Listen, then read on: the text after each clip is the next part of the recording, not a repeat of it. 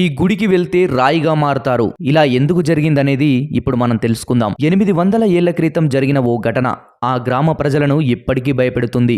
రాజస్థాన్లోని బర్మర్ జిల్లా ఆత్మ గ్రామంలోని కిరాడు ఆలయం శిల్పస్పందనకు నిలయం. అయితే వీరి భయానికి ఆ ఆలయానికి పెద్ద చరిత్రే ఉంది. పూర్వం ఓ ఆధ్యాత్మిక గురువు దేశ పర్యటనలో భాగంగా ఆ గ్రామానికి వచ్చి కొన్నాళ్లు దేవాలయంలో ఉన్నారట. తర్వాత తీర్థయాత్రలకు వెళ్ళొస్తానని చెప్పి శిష్యులను గుడిలోనే వదిలేసి వెళ్లారట. ఓ శిష్యుడు అనారోగ్య పాలవ్వడంతో గురువు తిరిగి రాగా గ్రామస్తులెవరూ పట్టించుకోలేదని, ఒక మహిళ మాత్రమే సహాయం చేసిందని శిష్యులు చెప్తారట. గురువు ఆగ్రహంతో సాయంత్రం తర్వాత గ్రామంలోని ప్రజలందరూ రాళ్లుగా మారతారని శపించి వెనక్కి తిరగకుండా గ్రామం నుంచి వెళ్లిపోమ్మని మహిళలకు చెప్పారట.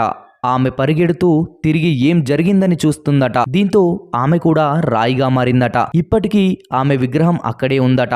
ఈ భయంతోనే గ్రామ ప్రజలు రాత్రి సమయంలో గుడికి వెళ్ళ